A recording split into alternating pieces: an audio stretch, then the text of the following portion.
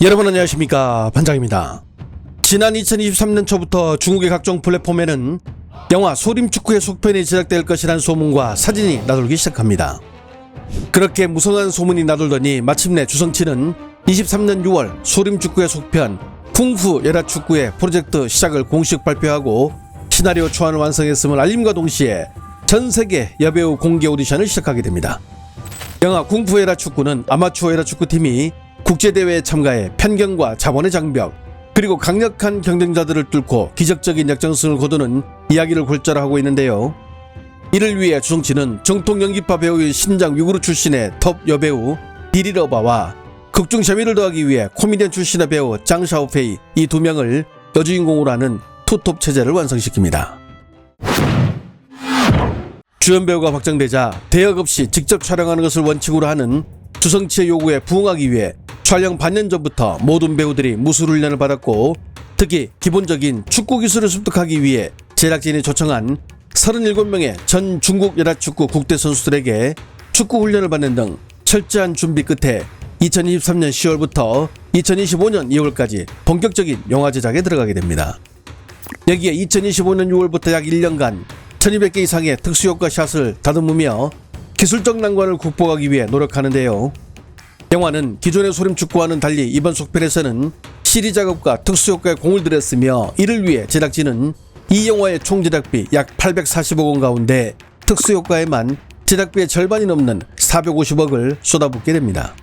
뿐만 아닙니다. 이 영화를 위해 약 200억 원을 투자해 1:1 규모의 전문 축구장 크로마키 세트를 구축한 주성치는 자신이 직접 약 300페이지 분량의 스토리보드를 그리는가 하면 프레임 단위로 특수효과 합성을 검토하는 등 열정을 드러내며 영화에 강한 애착을 보여주게 됩니다.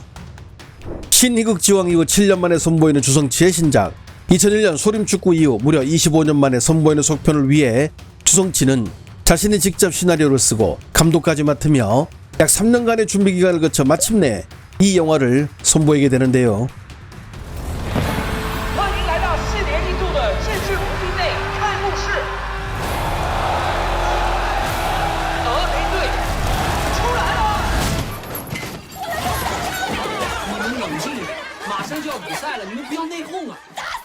喂，陈总，哎，这里信号不好。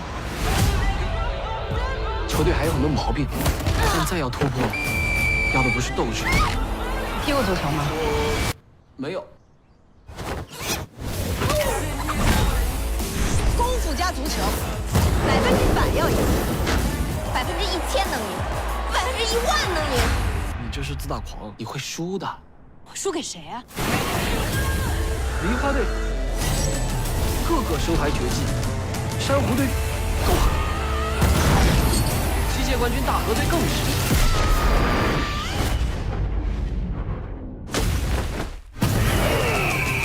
珊瑚队把球踢过来了。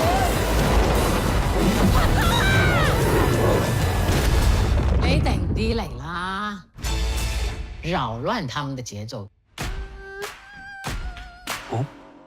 摧毀他們的自信。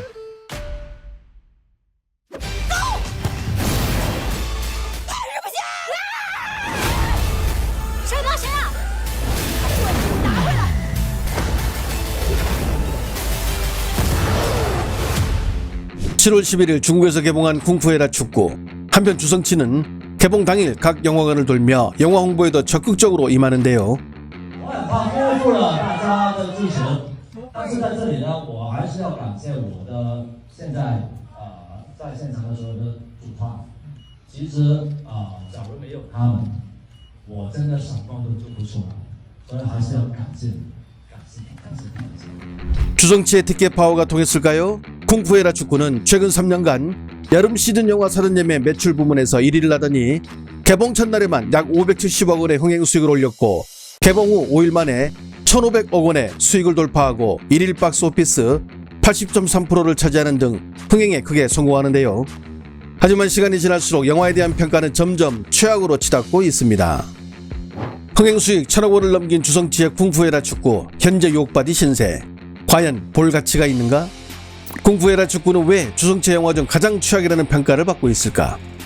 쿵푸 열화축구의 역대급 혹평 쏟아지는 중 관객들 영화 관람 중 도저히 못 볼 것 같아 헛웃음 짓기도 등 중국 매체들은 좋은 평을 내리지 않았으며 더 충격적인 것은 중국에서 영화나 드라마에 평점을 주는 대표적인 매체인 또우반의 평가였는데요. 또우반은 주성치 이번 영화에 올해 가장 최악의 영화가 주성치가 찍은 영화가 될 줄은 생각지도 못했다 라는 제목을 통해 영화를 혹평하며 망작 다음 레벨 정도 되는 영화에 주는 평점 6.6점을 부여했고 그 아래 달린 9만 개가 넘는 댓글들 대부분은 영화에 대한 비난 일색이었습니다. 그렇다면 주성치의 쿵푸에라 축구는 왜 이런 욕을 먹고 있는 것일까요? 관영 매체 신경보의 보도를 근거로 하면 그 이유를 크게 세 가지로 볼 수 있는데요. 먼저 줄거리의 진부함을 들 수 있습니다. 소림 축구의 성별만 바꾼 리메이크라는 비난을 받을 정도로 영화는 전편과 마찬가지로 서민들이 팀을 결성하고 그 사이에서 내분이 일며 역전승을 거두는 서사구조가 독창성은커녕 관객들에게 재탕이라는 피로감을 준다는 것입니다.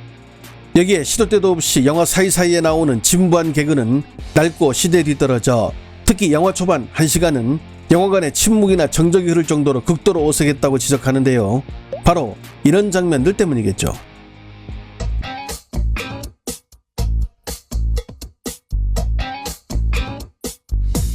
물론 일부 배우들이 주성치의 과장된 몸짓과 고함치는 연기를 흉내냈으나 어색하고 부자연스러워 주성치식 특유의 여유와 정치를 잃어버렸다는 평입니다.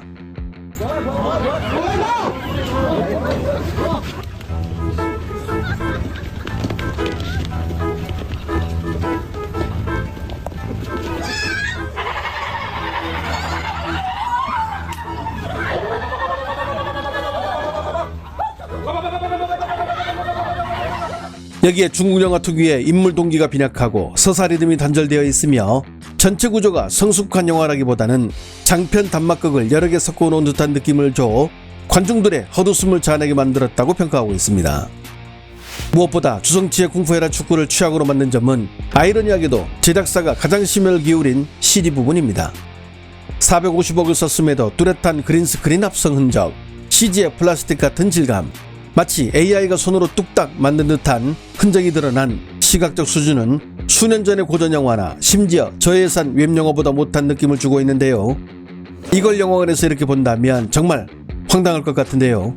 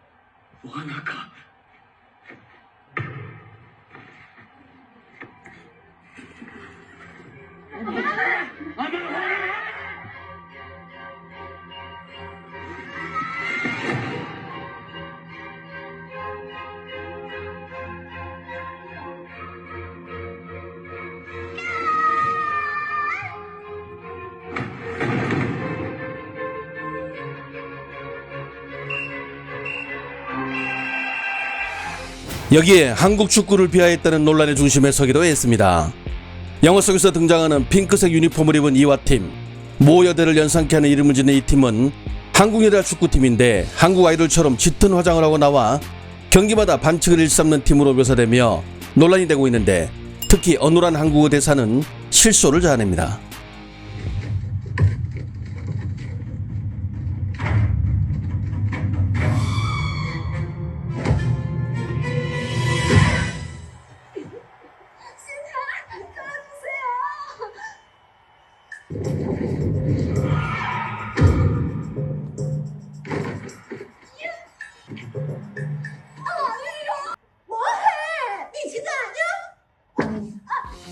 중국 언론들은 저예산 독립영화만도 못한 이 영화가 초기에 흥행에 성공할 수 있었던 것은 7년 만에 신작을 내놓은 주성치의 기대치에 대한 값으로 보고 있습니다. 과거 주성치 영화의 향수를 품고 있던 관객들이 그의 이름값을 보고 기꺼이 티켓을 끊었다는 것인데요.